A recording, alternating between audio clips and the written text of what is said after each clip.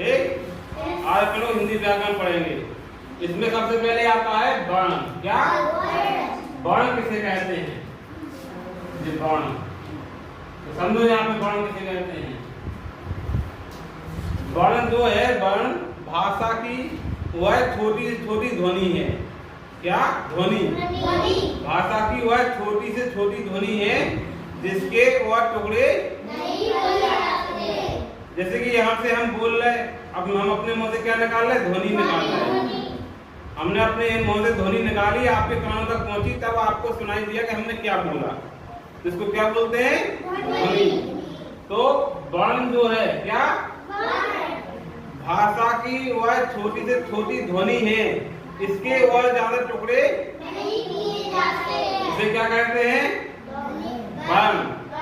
तो हिंदी भाषा में कुल वर्ण कितने हैं? 52। आप छोटा बड़ा जानते? आ से लेके ज्ञ तक ये पूरे क्या है? टोटल 52 वर्ण है। आ से लेके ज्ञ तक जो छोटा बड़ा है आपके, ये क्या है? समझ में आई? वर्ण 2 प्रकार के होते हैं। कितने प्रकार के? 2। उनको हमने आगे लिखा है, यहाँ देखो।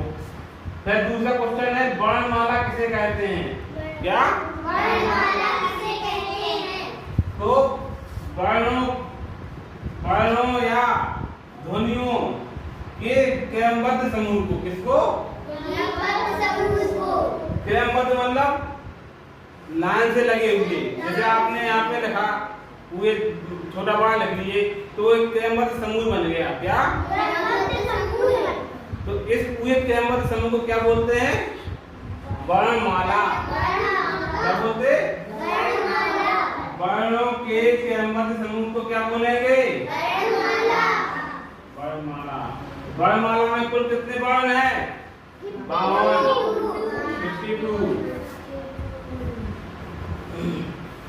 वर्ण कितने प्रकार के होते हैं? 2। कौन कौन से? स्वर और व्यंजन। वर्ण कितने प्रकार के होते हैं? स्वर और व्यंजन। वर्णमाला में कुल कितने वर्ण हैं? 52। आप छोटा से क्या तक पूरे वर्ण को गिनोगे तो कितने निकलेंगे? 52। अब वर्ण को 2 भागों में बांटा गया, स्वर और व्यंजन। अब अपना अगला क्वेश्चन है, स्वर वर्ण किसे कहते हैं या स्वर किसे कहते हैं? तो यहाँ समझो, स्वर वे वर्ण होते हैं जिनको बोलने के लिए अन्य वर्ण की आवश्यकता नहीं होती है। किसकी? उनको स्वतंत्र रूप से बोलते हैं। कैसा? स्वर जो है इनको स्वतंत्र रूप से बोल सकते हैं। इनको बोलने के लिए अन्य वर्ण की आवश्यकता नहीं होती है। लेकिन जो व्यंजन होते हैं इनको बोलने के लिए हमको स्वर की आवश्यकता होती है। बिना स्वर के व्यंजन को नहीं बोला जा सकता। समझ में आई? हैं? स्वर वर्ण किसे कहते हैं? स्वर वर्ण स्वतंत्र रूप से बोले जाते हैं। इनका उच्चारण करते समय किसी अन्य वर्ण की सहायता नहीं ली जाती है। इसे हम क्या बोलते हैं? स्वर वर्ण। सीधे समझो कि स्वर जो है, स्वर वे वर्ण होते हैं जिनको बोलने के लिए अन्य वर्ण की आवश्यकता नहीं होती है। ठीक? समझ में आई? इनको स्वतंत्र रूप से बोला जाता है।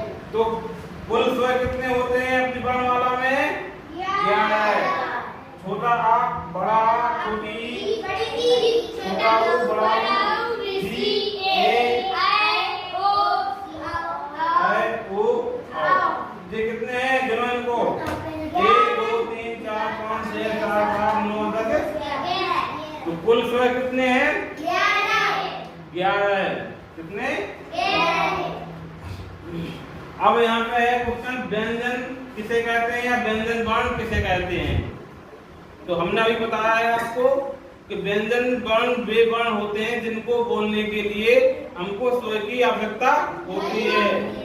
उन्हें हम क्या बोलते हैं? व्यंजन। जैसे जो का कबूतर है, का से लेके क्या ज्ञानी तक, ये पूरे क्या है? व्यंजन है। आधे। तो का लगा, का के नीचे हमने हलंत लगाई हैं, आगे नीचे लगाई, आगे नीचे लगाई, तो ये क्या है, आधे। हम इनमें हम 100 को मिलाएंगे तब ये पूरे होंगे। समझ में आई? इनको जब इसको बोलना है इसको, तो जब हम 100 को मिलाएंगे तब हम इसको बोल पाएंगे। इन व्यंजनों में, इन वर्णों में अगर हम 100 को मिलाएंगे तभी इनको हम बोल पाएंगे। अब इसको कैसे बोलेंगे, बोल नहीं पाएंगे। जब इसमें हम आ लगाएंगे तब का बोल पाएंगे। जब हम खा में इसमें आ लगाएंगे तो हम खा बोल पाएंगे। जब इसमें हम आ लगाएंगे तो हम गा बोल पाएंगे। तो जब हम का बोल रहे हैं तो का के साथ में क्या निकल रहा, आ भी निकल रहा, निकल रहा कि नहीं? जैसे यहाँ पे देखो, देखो यहाँ पे ये आधा का है, इस आधे का में जब हम आ लगाएंगे तब हम क्या लग पाएंगे, का। जब इस आधे का में हम बड़ा आ लगाएंगे तब इसको क्या बोल पाएंगे, क्या बोल पाएंगे। अब इसी आधे का में हम छोटी ई लगाएंगे तब इसको क्या बोल पाएंगे, की। जब बड़ी ई लगाएंगे तो की, छोटा ऊ लगाएंगे तो कू, बड़ा ऊ लगाएंगे समझ में आई? जब हम इन वर्णों में हम 100 को लगाते हैं तब हम इन वर्णों को बोल पाएंगे, नहीं तो हम बोल नहीं पाएंगे। समझ में आई?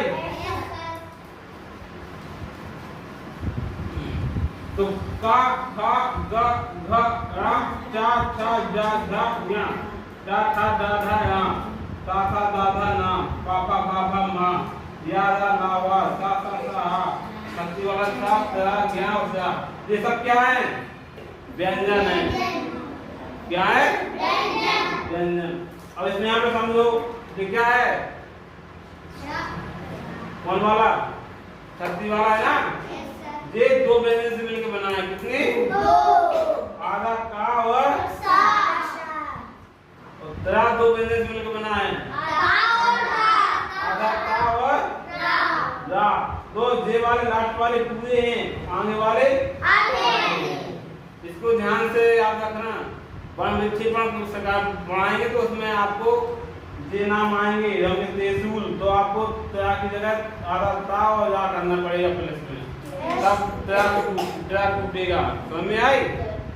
हम छत्री को क्या, छत्री को वर्ण विक्षेपण कहो तो जब हमें इसका पता होगा का और सा करना है, तो जे छत्री वाला छा, त्रा, ज्ञा, सा, ये क्या, संयुक्त व्यंजन।